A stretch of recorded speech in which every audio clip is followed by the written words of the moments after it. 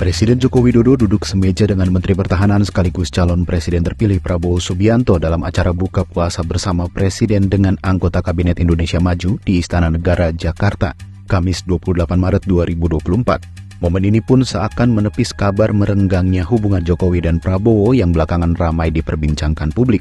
Sebanyak 12 meja bundar terisi penuh di Istana Negara yang masing-masing diisi 5-6 anggota Kabinet Indonesia Maju. Wapres Ma'ruf Amin membuka acara dengan memberikan tausiah Ramadan.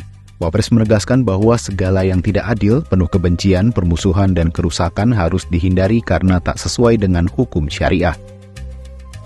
Kalau syariah, adil. Tidak adil, bukan syariah. Syariah rahmat. Tidak rahmat, bukan syariah. Permusuhan, bukan syariah.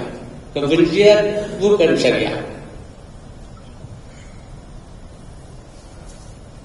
Wa in udkhilat fiha bit-ta'wil, walaupun dimasukkan sebagai syariah dengan tafsiran-tafsiran ditafsiri ini syariah.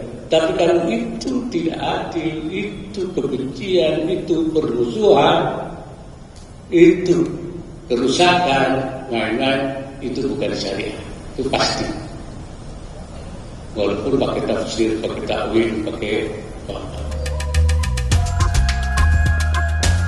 Ceramah yang disampaikan Ma'ruf Amin ini seolah mendinginkan suasana setelah beberapa waktu belakangan semua pihak sibuk mengurusi pemenangan pemilu. Momentum Ramadan pun seakan mencairkan suasana di ruang utama Istana Negara. Meski demikian, para pengamat menyebut relasi antara Prabowo dan Presiden Jokowi yang masih terpelihara dan dipertontonkan tersebut dibangun atas kepentingan yang sama. Pengamat menilai dalam waktu dekat akan ada 3 ujian yang bisa menentukan hubungan Jokowi-Prabowo bertahan atau putus di tengah jalan. Pertama, terkait parpol koalisi maupun parpol mana yang bisa diterima atau ditolak untuk bergabung dalam pemerintahan 5 tahun mendatang. Kedua, soal formasi kabinet. Meski pengangkatan menteri adalah hak prerogatif Presiden, mustahil jika Presiden Jokowi tidak akan minta jatah. Prabowo pun tidak mungkin tidak akan mengakui bahwa terpilihnya ia menjadi presiden merupakan andil besar Jokowi. Ketiga, hubungan mereka akan diuji terkait kiblat hubungan ekonomi internasional. 2 kiblat ekonomi terbesar negara-negara dunia berpusat di China dan Amerika Serikat. Jika pilihan kiblat negara akan sama, hubungan bisa bertahan. Jika ternyata berbeda, hubungan mereka berpotensi akan berakhir.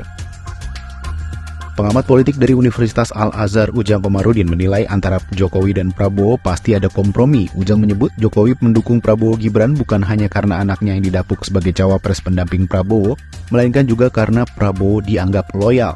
Sebagai seorang prajurit, loyalitas biasanya dipegang kuat.